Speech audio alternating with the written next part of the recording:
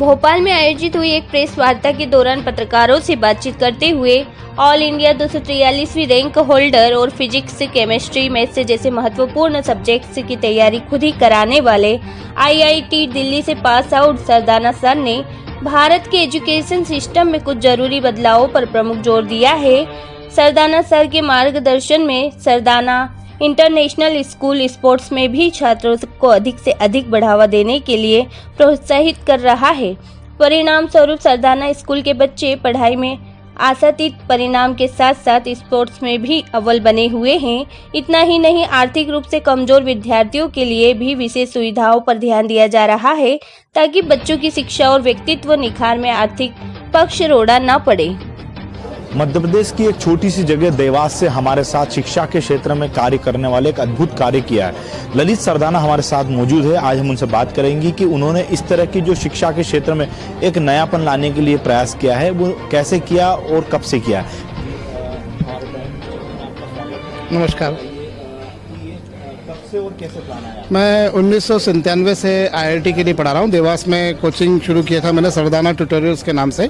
मेरा आईआईटी में जब सिलेक्शन हुआ था, ऑल इंडिया 243rd रैंक लगी थी मेरी उस समय, और उसके बाद से कुछ दोस्त लोग आने लगे, जूनियर सीनियर सभी लोग आने लगे, डाउट्स पूछने आते थे, और जब बताना शुरू किया तो लगने लगा कि कहीं ना कहीं हमें पढ़ाने में इंटरेस्ट आ रहा है। बस वहीं से कोचिंग की शुरुआत हो गई। सरदाना ट्यूटोरियल्स आईआईटी के बाद में प्लेसमेंट भी हुआ, पर लगा कि नहीं, अब मैं इंजीनियरिंग के लिए नहीं बनाऊँ, मुझे टीचिंग ही करनी है।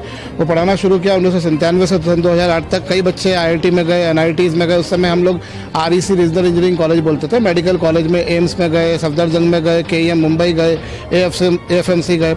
तो बच्चे जाते रहे। फिर हमें लगने लगा कि बच्चा स्कूल और कोचिंग के बीच में प्रॉपर कोप अप नहीं कर पाता। स्कूल में सिलेबस अलग है, कोचिंग में अलग। So we started our school in 2008। हमने 2008 में हमारा स्कूल शुरू किया, जो कि एक बहुत छोटे से स्कूल के रूप में शुरू किया।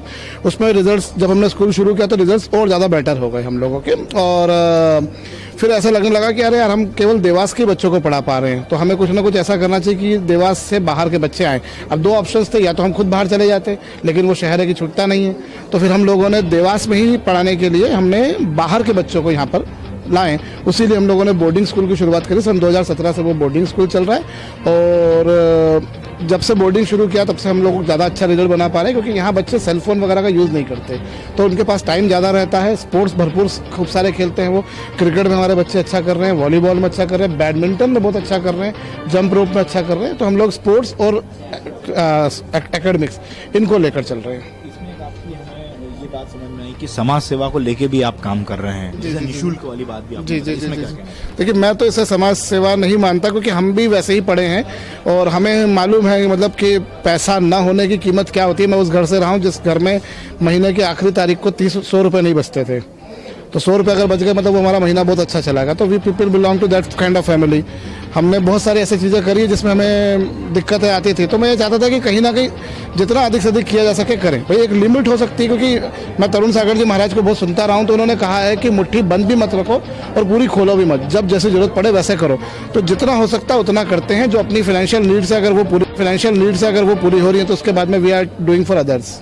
मोटी हम अगर आपसे बात करें कि एक ऐसी कौन सी बात है जिससे ज्यादा ध्यान रखने से इस शिक्षा के क्षेत्र में जो परिवर्तन आया है ना, वर्तमान में जैसे बच्चे भटक जाते हैं, गुस्सा करते हैं, इन चीजों को भी आपने जिक्र किया, इस पे एक मोटी बात आप बताएं जो हमारे चैनल के माध्यम से हम लोगों तक पहुंचा पाए। देखिए, पिछले कुछ समय से हम जानते हैं बच्चों में गुस्सा बहुत बढ़ गया, बच्चे इम्पेशेंट हो गए। हम बोलते हैं बड़े फास्ट हो गए।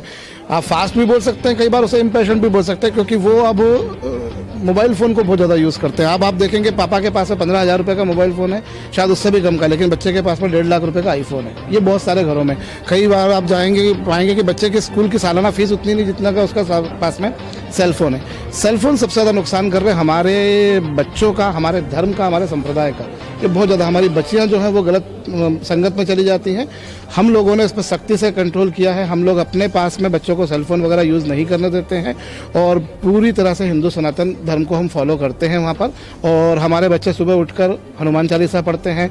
आप जब भी किसी कक्षा की शुरुआत देखेंगे, अंत देखेंगे, तो हमेशा अभिवादन हाथ जोड़कर जय श्री राम से ही होता है। हमारे साथ ललित सरदाना जी, जिन्होंने आज शिक्षा के क्षेत्र में जो नया परिवर्तन करने का प्रयास किया और आज अच्छे उन्हें रिजल्ट में मिल रहे हैं। और इनका कहना है कि बच्चों को सेल फोन से दूर रखें, तभी उनमें कुछ परिवर्तन और भी अच्छे आएंगे।